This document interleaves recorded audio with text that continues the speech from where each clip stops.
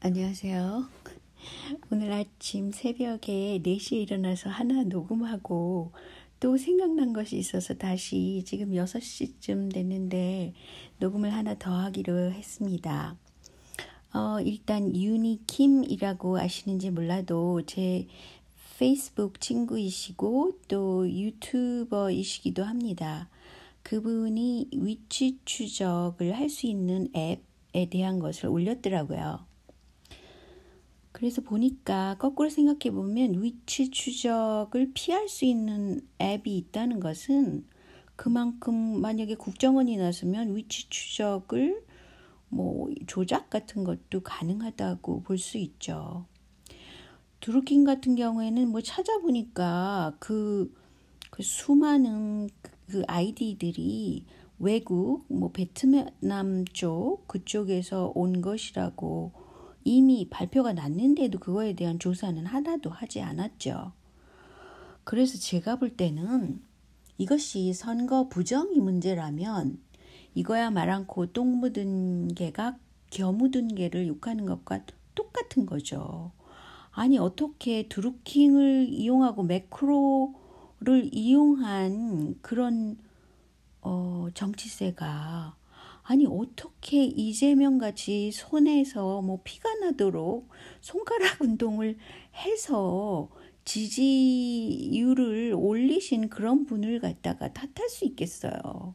그것이 어느 집에서 했든 비서관이랑 했든 부인이 같이 했든 말았든 그것이 문제가 되는 겁니까?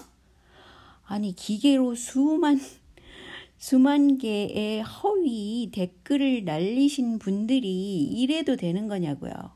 제가 볼 때는 이건 어불성설이고 정말 한심하기 그지없는 정부라는 소리입니다. 사실 저는 문재인 정부가 잘 되기를 바라는 사람이었어요. 그리고 또 노무현 대통령에 대해서도 그 정권 당시에는 이것저것 잘못하는 거를 저도 많이 지적을 한 사람이지만 그분이 돌아가시자 그 묘석이라는 거 있죠. 10만 원짜리 그거를 또 제가 또 여기서 송금을 해가지고 그걸 또 마련을 했던 기억이 납니다. 그러니까 저는 일말에 문재인 정부가 한반도 문제를 해결한다. 그 문제를 잘 해결했으면 좋겠다. 그런 사람입니다. 그래도 전쟁보다는 평화니까요. 그렇지만 경제 문제라든지 또 이재명 같이 성실하고 정말 국민을 위해서 일하는 그런 정치인, 행정가, 그리고 보수세도 굉장히 이재명 지사를 지지하고 있어요. 현재는.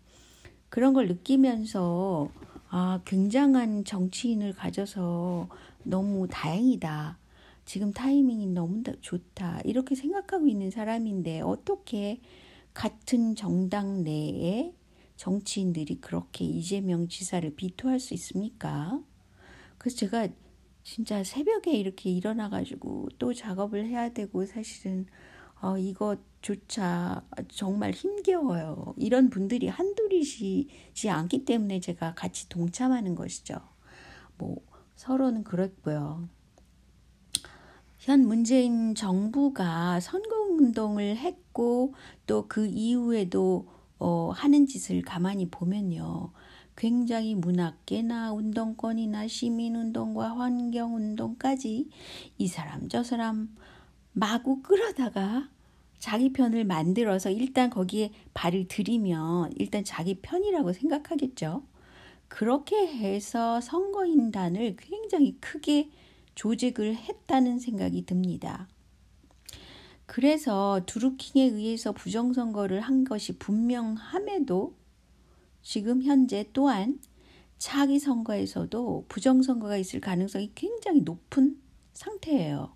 왜냐하면 드루킹에 대해서도 그렇지만 매크로 기계로 하는 그런 선거 조작에 대해서조차 법이 마련되어 있지 않다는 것입니다. 그리고 사실은 무선전화 사용을 해서 지지율 조사를 하고 이런 것에 저는 상당히 반대하고 있어요. 왜냐하면 뭐 언젠가 한번 제가 지지율 조사하는 그 세부적인 것을 다루겠지만 좀 엉터리 지지율 조사가 될 가능성이 굉장히 높다는 거죠.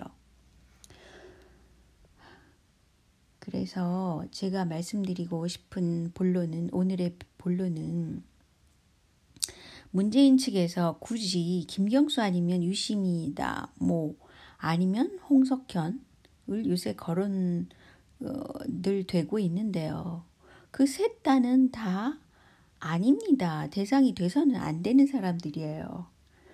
비록 삼성이 쥔 것이 언론 방송과 또 사법부도 쥐고 있다고 하더라도 삼성과의 문제는 굉장히 치명적인 그 정권 자체, 정치세 자체가 굉장히 쪼그라들 수 있는 진짜 악성 카드를 쥐고 있는 것입니다. 특히 지금 일어난 박근혜 당시에 일어났다고 하지만 지금까지 끌고 아무런 그 사법적인 처리가 제대로 딱딱 되지 않고 있는 상태인데 그것이 바로 삼성 분식회계 사건 아닙니까? 그것에 대해서 문재인 정부가 어떤 결말을 내고 싶어 하는지 그것이 굉장히 큰 관건입니다. 그래서 의혹이 이렇게 강한 그런 삼성 제2정부라고 할 수 있는 문재인 정부가 이미 모든 것을 삼성 손아래 놓여 있고 또 JTBC가 손석희가 승진한 상태에서 그 방송 보도하는 할애 시간을 보면 이재명 비토는 열심히 하지만 그 삼바 사건에 대해서는 거의 말을 하지 않고 있어요. 그리고 어떤 분이 댓글로 JTBC가 주주회사니까 아사히 그 방송인지 신문과 또 연계가 됐다고 그러는데 제가 찾아보니까 주주회사로서 약 25%가 삼성 중앙일보가 갖고 있고요. 그리고 나머지는 주식회사니까 그 주주들이 갖고 있는데 그중에 아사히 신문도 있고 또 미국 언론 재벌 터너라는 터너가 호주 자본인지는 잘 모르겠는데 아무튼 그런 쪽에 언론 재벌의 돈도 들어가 있다는 것입니다. 그래서 어떤 방향으로 뉴스가 편집될지는 잘 아시겠지요. 당연히 글로벌 기업인 삼성을 위한 그런 뉴스가 만들어질 것이고 또 아사히 그런 쪽에서 투자를 했다는 것은 어느 정도 그 한일 관계에서 그 일본 쪽 생각이 조금이라도 더 들어가 있는 방송 뉴스를 할 것이라는 겁니다. 자본력으로 권력이 넘어갔다라고 말한 분이 바로 노무현 전 대통령 아니겠습니까? 그런데 삼성이 쥔 언론 방송이 대세라면 아주 큰 한국의 문제가 되는 것이죠. 언론방송 사법부를 삼성이 쥐고 있다는 문제 이외에도 그동안 일어난 의혹 사건을 보면 삼성 자동차를 세우려고 애쓰던 삼성 홍석현 측에서 그 당시 IMF를 겪어야 하는 것은 바로 삼성 자동차 회사에 대한 욕심 때문이었다는 것은 알려진 분들은 알고 있어요. 알고 있는 분들은 알고 있죠. 근데 IMF를 소로스가 쥐고 있다는 것 또한 여러분들이 아셔야 될 문제예요. 그러니까 제가 이 앞 동영상에서 소로스, 글로벌 회사 이런 걸 다뤘던 것은 바로 이 의혹 사건, 삼성 자동차 회사를 세우려고 했기 때문에 한국 사람들이 IMF 하에 들어가 있었다는 거죠. 가령 말레이시아 같은 경우에는 IMF에 들어가는 걸 거절했던 나라죠. 그리고 이렇게 대기업 위주로 가지 않는 나라일수록 그 나라의 안정 또 그 지나친 글로벌화 이것이 안 되기 때문에 사회가 이렇게 한국처럼 갈등 관계 있지 않아요. 그리고 뭐 자살률이 높다든지 뭐 이혼율도 많아진다든지 뭐 기타 등등 문제가 이렇게 많지가 않습니다. 그래서 어떻게 하면 그 중간층, 중소기업 또 자영업자 이런 분들을 중심으로 한 사회로 만들어야 되고 뭐 한국은 수출 중심이기 때문에 어쩔 수 없다. 이런 어쩔 수 없다라는 논리에서 좀 벗어나야 된다는 것을 아셔야 된다는 거였죠. 그리고 의혹 사건은 이명박의 BBK가 굉장히 치고 올라왔을 때 삼성이 무슨 사건을 일으켰어요. 삼성 유조선을 뒤집어 엎어가지고 온 국민이 그 시꺼먼 그 기름때를 없애느라고 전 국민이 일어나서 운동을 했잖아요.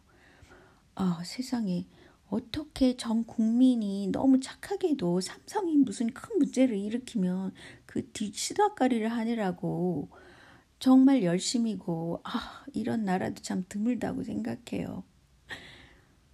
그래서 그 삼성 유조선을 뒤집어가지고 온 국민의 시선과 그 모든 관심을 거기에 두게 언론 플레이를 하는 거예요.